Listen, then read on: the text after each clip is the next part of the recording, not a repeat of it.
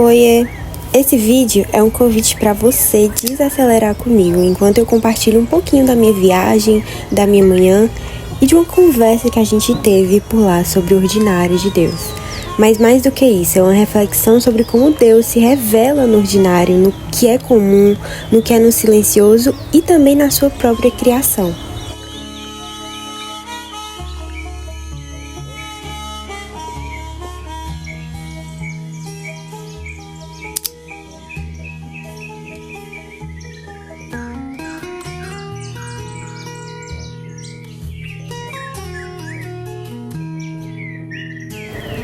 Sabe aqueles momentos simples? O nascer do sol, um café quente pela manhã, o tempo de mesa, uma paisagem bonita pela janela.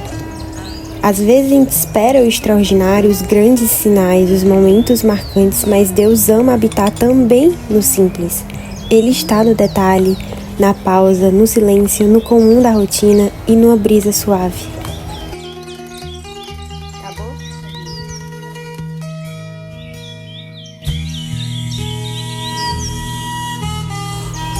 Então fica aqui comigo e vamos ter um bate-papo sobre o ordinário de Deus.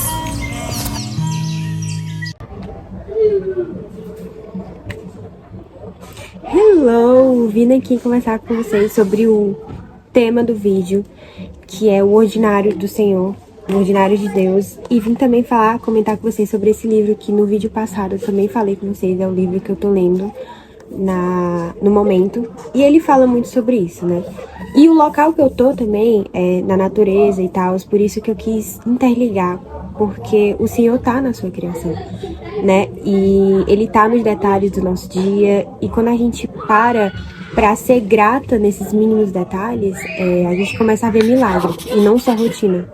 E a rotina é um milagre, né? E é isso que eu quero falar com vocês hoje. Por muito tempo na minha caminhada cristã, eu achava que Deus não estava falando comigo, porque eu baseava as respostas de Deus na minha vida e a presença dele na minha vida com coisas extraordinárias, com sinais extraordinários, que sim, ele se manifesta dessa maneira, a gente pode ver isso em toda a sua palavra. Mas ele também é o Deus que aparece como uma brisa suave para Elias em 1 Reis. E é muito sobre isso, da gente entender que ele também está presente no nosso dia a dia.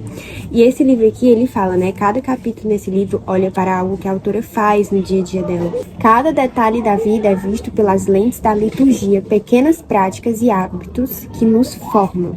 Ou seja, tudo que a gente faz é para honra e glória de Deus.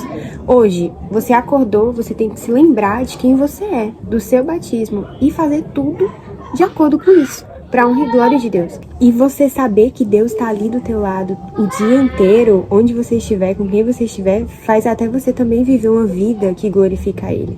E não só aos domingos dentro da igreja. A gente vive uma vida grata ao Senhor mesmo. Assim, em tudo que a gente faz, a gente busca agradar Ele, a gente busca fazer a vontade dEle, porque a gente sabe que Ele está aqui do nosso lado. E a gente o ama ao ponto de renunciar tudo aquilo que não agrada ao Senhor. Vou ler para vocês um trecho que eu marquei aqui do livro. Aquele que é digno de adoração, glória e trombetas passou décadas na obscuridade e no ordinário, como se a própria encarnação não fosse alucinante o suficiente. O Deus encarnado passou seus dias quietinho. O homem que ia trabalhar ficava com sono e vivia uma vida prosaica dentro de pessoas comuns. Jesus emerge da água como um plebeu, molhado e despenteado.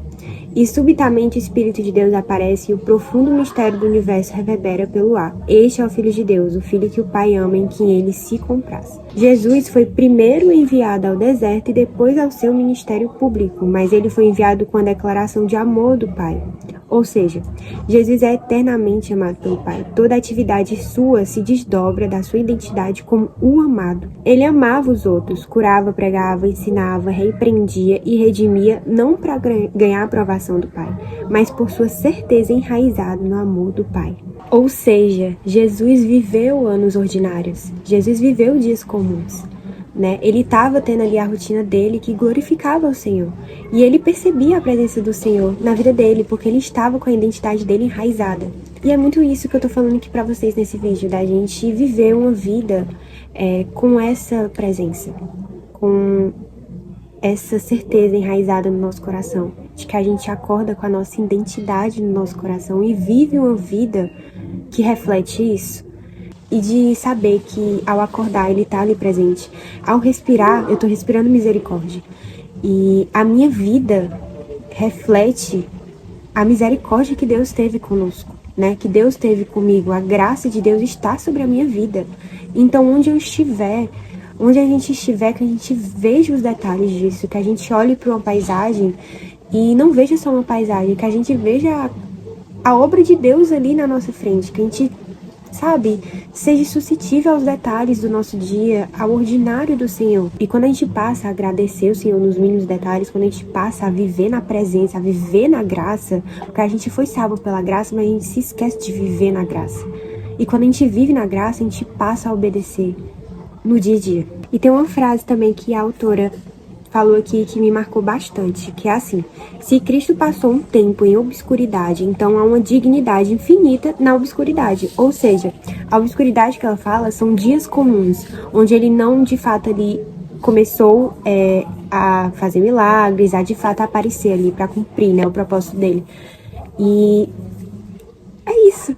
Então, tem presença de Deus nos dias comuns, né? Às vezes a gente vê uma rotina muito assim, dos sonhos, mas por que a rotina que você tem agora não é dos sonhos, assim, não é aquilo que Deus tem pra você? Talvez seja, e que a gente tem que ser grata no comum. A gente tem que ver milagre onde a maioria vê rotina. E pra finalizar, vou ler isso aqui com vocês. A nova vida em que somos batizados é vivida em dias, horas e minutos. Deus está nos formando como novas pessoas e o lugar dessa formação é os pequenos momentos de hoje. É os detalhes, é a brisa do sol, é o café que a gente toma de manhã, é a comunhão, é a hospitalidade, é a rotina, é o dia a dia. Nossos hábitos são pra honra e glória de Deus. Então que a gente viva uma vida na presença, que a gente viva uma vida grata, que a gente viva uma vida satisfeita naquele que é suficiente, Jesus.